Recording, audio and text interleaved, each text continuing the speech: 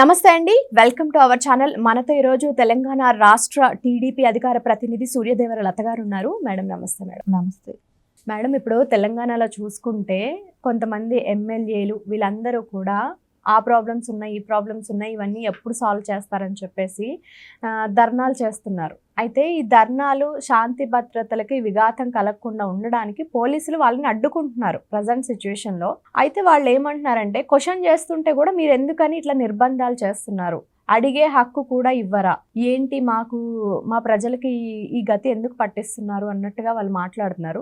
అంటే గత ప్రభుత్వంలో మనం చూసుకుంటే అప్పుడు కూడా అరెస్టులు జరిగినాయి, కానీ వాళ్ళు ఎప్పుడు ఈ మాట మాట్లాడలేదు. కానీ ఇప్పుడు మాత్రం ఎందుకని ఇలా అంటున్నారంటారు? అంటే ఇక్కడ మనకు బీఆర్ఎస్ గవర్నమెంట్ ఉన్నప్పుడు చేసినవి తెలియవా అనేదానికి ఒక క్వశ్చన్ మార్క్ లాగానే ఉంది. అంటే ఎందుకంటే ఈ మాట అనాల్సి వస్తుంది, బీఆర్ఎస్ ఉన్నప్పుడు వాళ్ళు ఎన్ని అరాచకాలు చేశారు. అంటే కాంగ్రెస్ దానికి లైసెన్స్ వాళ్ళు చేశారు కదా అని వీళ్ళు చేయటానికి దాన్ని కూడా ఒప్పుకోము. ఇక్కడ వాళ్ళు చేశారు కాబట్టి మేము చేస్తామంటే దానికి కూడా ఎవరు అంగీకరించరు.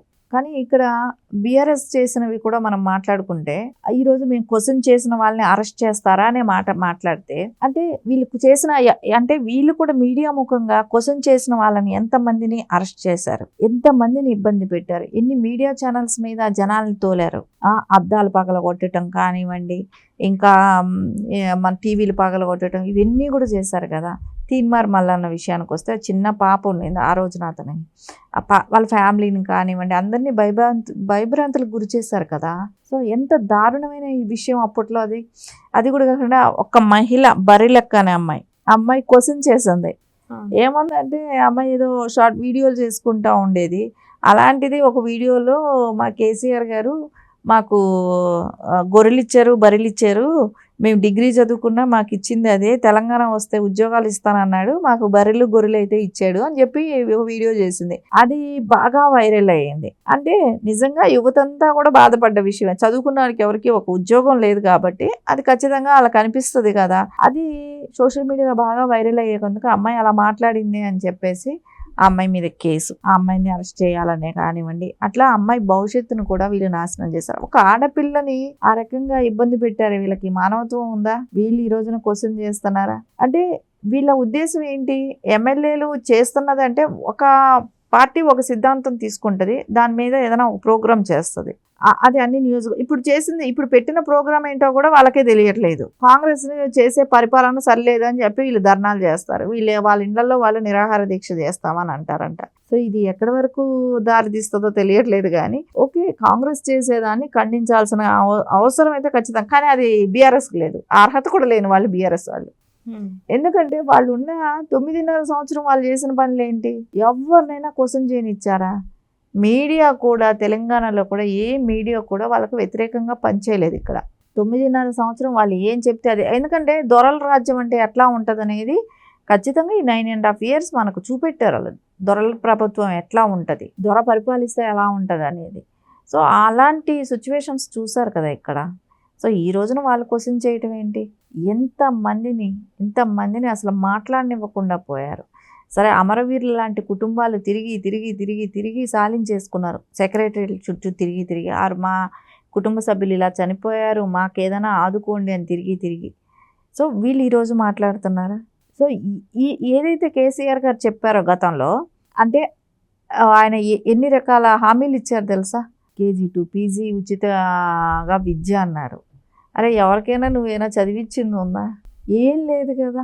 ఏం లేదు. ఈవెన్ గవర్నమెంట్ స్కూల్స్ కూడా ఎక్కడ సెట్ చేయలేదు. వాళ్ళు సెట్ చేయలేదు. వాళ్ళ ప్రభుత్వంలో గవర్నమెంట్ స్కూల్స్ కూడా ఏదో ఒక స్కూల్ని ఏదో డెవలప్ చేసి వాళ్ళ మనవడు వచ్చి అక్కడ ఫోటోలు దిగి సిటీలోనే ఏదో ఒక స్కూల్ ఒక్కదానికి డెవలప్ చేసి అలా అబ్బాయి దాని మీద ఫోకస్ చేశాడంట వాళ్ళ మనవడు. సో అందుకని ఆ స్కూల్ వరకు ఏదో చేసేసి అది పబ్లిసిటీ స్టెంట్ కింద అదొక్కటి వాడారు. అంటే ఇప్పుడు స్కూల్స్ పెంచాలి అన్న విషయం ఉంది. ఎందుకంటే ప్రైవేట్ స్కూల్స్కి వెళ్తున్నారు అందరూ ఆ టైంలో కూడా. అలాంటప్పుడు స్కూల్స్ పెంచాలి అన్నప్పుడు టీచర్స్ ఉండాలి. డిఎస్సి అయినా చేసావా? టీచర్స్ని ఎవరైనా పెట్టగలిగావా? లేదంటే కొత్త స్కూల్స్ ఏమైనా కట్టించగలిగారా? సో ఏం జరిగిందని మళ్ళీ దానికేమో KG to PG వరకు ఉచిత విద్య అని చెప్పటం. అదే విద్యా సంస్థల దగ్గర ఏదైతే ప్రైవేట్ వాళ్ళు ఉంటారో వాళ్ళని బ్లాక్మెయిల్ చేసి వీళ్ళు డబ్బులు తీసుకుంటారు. ఎందుకంటే గవర్నమెంట్ స్కూల్స్ డెవలప్ ఫీజులు అయింది. ప్రైవేట్ స్కూల్స్ ఫీజులు కూడా మేడం ఎంత దారుణంగా పెరిగాయంటే గత 10 ఏళ్లలో చూసుకుంటే నార్మల్గా నడిచిన స్కూల్స్ కూడా ఇప్పుడు 30,000 ఉన్న స్కూల్ ఈజీగా 70,000 వరకు పెంచేశారు. అంటే వీళ్ళ ప్రభుత్వంలో గవర్నమెంట్ స్కూల్స్ ఇచ్చేది పోయి ఈ ప్రైవేట్ స్కూల్ ఫీజులు అనేవి పెంచేశారు ఇప్పుడు. ఎందుకంటే వీళ్ళకి కూడా ట్యాక్స్ కట్టాలి కదా. ఇప్పుడు ఆ స్కూల్ యాజమాన్యం ఏమవుతుంది, వీళ్ళకి ట్యాక్సులు కట్టాల్సి వస్తుంది, వీళ్ళకి డబ్బులు కట్టాలి, వీళ్ళకి డబ్బులు కట్టించుకుంటారు. కాబట్టి ఏదైతే బీఆర్ఎస్ పార్టీ వాళ్ళే ఆంధ్రాలో ఉండకూడదు అని అంటారా, అదే ఆంధ్ర ఇన్స్టిట్యూట్ల దగ్గర ఎంతెంత వసూలు చేసుకుంటారు. సో వాళ్ళకి ఖచ్చితంగా కప్పం కట్టాలి. అది కట్టినప్పుడే వాళ్ళు ఇక్కడ రన్ చేసుకోగలరు. సో ఇప్పుడు వాళ్ళ దగ్గర అలాంటి బలవంతంగా డబ్బులు తీసుకోకుండా ఉన్నప్పుడు ఫీజు రేట్లు తగ్గుతాయి. అది తెలంగాణ ప్రజలకు అందరికీ పనికొస్తుంది కదా.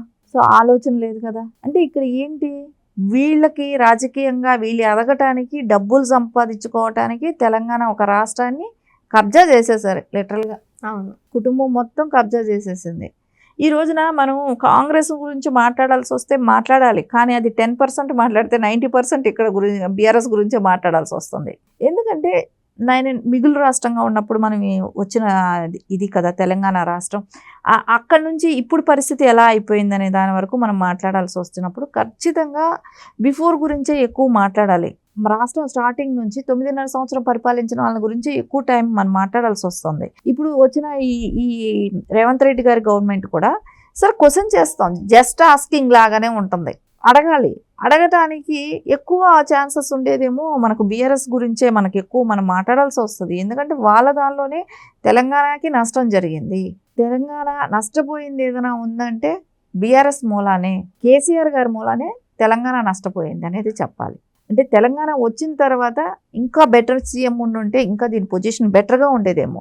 బీఆర్ఎస్ కాకుండా ఇంకెవరైనా ఉన్నా కూడా బీఆర్ఎస్ ఉంది కాబట్టే అది కుటుంబ పాలన లాగా అయిపోయింది. కాబట్టి ఎవ్వరు క్వశ్చన్ చేసే పని లేకుండా మొత్తం దోచుకోవటం అయిపోయింది. సో దాని పర్యవసానమే మనం ఈ రోజున ఈ డిఫరెన్స్ అంతా కూడా మనకు కనపడుతుంది. వీళ్ళు ఈ రోజున ధర్నాలు చేసినా ఏం చేసినా కూడా ప్రజలు దాని గురించి ఆలోచించేటట్టు లేరు. అరే మీకు ఇచ్చిన టైంలో మీరు ఏం చేశారు, ఈరోజు ఎవరిని మీరు ఆ టైంలో క్వశ్చన్ చేయనిచ్చారు, జర్నలిస్టులను క్వశ్చన్ చేయనివ్వలేదు, ప్రజలను అడగనివ్వలేదు. ప్రజలు అడిగితే ప్రజల్ని జైల్లో పెట్టారు. ఒక రైతు క్వశ్చన్ చేశాడు, సకాలంలో మాకు వాటర్ కానివ్వండి విత్తనాలు కానివ్వండి ఇవ్వట్లేదని చెప్పి అడిగిన దానికి అతనికి గొలుసులు కట్టేసి ఇదే తెలంగాణ రాష్ట్రంలో అరెస్ట్ చేసి తీసుకెళ్లారు. అంటే రైతుని ఎక్కడైనా గొలుసులతో కట్టేసిన రాష్ట్రం ఎక్కడైనా ఉండిందా? అది ఒక తెలంగాణలోనే చూసాం. అంటే ఇట్లాంటివన్నీ చేసిన వ్యక్తులు ఇలాంటివి ఈ రోజున మాట్లాడితే ఎట్లా ఉంటుంది, నమ్మగలిగేటట్టు ఉంటాయా?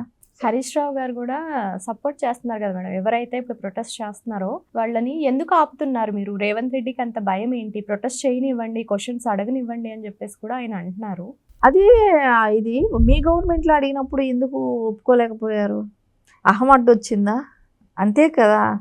సో అప్పుడు అడగాలి, ఇప్పుడు అడగాలి. అడగకూడదని అయితే ఉండదు కానివ్వండి, ఖచ్చితంగా అడగాలి. ఎవరైనా మనం ప్రభుత్వం అన్నాక జరగకపోతే క్వశ్చన్ చేయాలి. నేను అనేది హరీష్ రావు గారికి అప్పుడు ఎందుకు గుర్తు రాలేదు? కాళేశ్వరం మేడిగట్టు కూలిపోతుందని చెప్పేసి గతంలో చాలాసార్లు చెప్పారు. అది అప్పుడు కేసీఆర్ గారి ప్రభుత్వమే ఉంది. సో ఎందుకు అప్పుడు మేము అందరూ అడిగిన దానికి అక్కడికి పోలీసులని అక్కడ కాపలా పెట్టి ప్రజలను రానివ్వకుండా అడ్డం పడ్డారు. చూడటానికి కూడా, విజిట్ చేయడానికి కూడా ఆ రోజున పొలిటికల్ పార్టీలకి అవకాశం లేకుండా పోయింది. సో ఇవన్నీ చేసింది ఆ రోజున హరీష్ రావు గారే కదా. ఆ రోజున అడిగారు అందరూ. అడిగినప్పుడు మీరు ఏమైనా ఒప్పుకున్నారా? సో ఈ రోజున మీరు ఎలా అంటారు ఇవన్నీ? సో హరీష్ రావు గారు కూడా ఆలోచించాలి. మనం ఏం మాట్లాడుతున్నాం, మనం ఏం చేసాం అనేది ఆలోచించుకొని మాట్లాడితే ప్రజలకు కొంచెం డీటెయిల్డ్గా వినబుద్ధి అవుతుంది.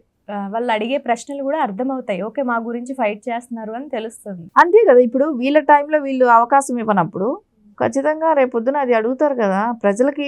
అరే ఆ రోజున కాళేశ్వరం సందర్శించడానికి పార్టీలు వెళ్ళి చూసొస్తామని అంటే కూడా పర్మిషన్ ఇవ్వాల, పోలీసులను అడ్డం పెట్టి ఎవరిని రానివ్వకుండా చేశారు. ఆ రోజు క్వశ్చన్ చేశారు, ఎవరినైనా ఎలానిచ్చారు అక్కడికి? లేదు కదా. అది వాళ్ళు చెప్తుంటే ఈ రోజున దెయ్యాలు వేదాల వల్ల ఇస్తున్నాయా అన్నట్టు ఉంటుంది. నీతులు ఈ రకంగా కూడా చెప్పగలుగుతారేమో అనిపిస్తుంది. Okay, thank you madam. నమస్తే.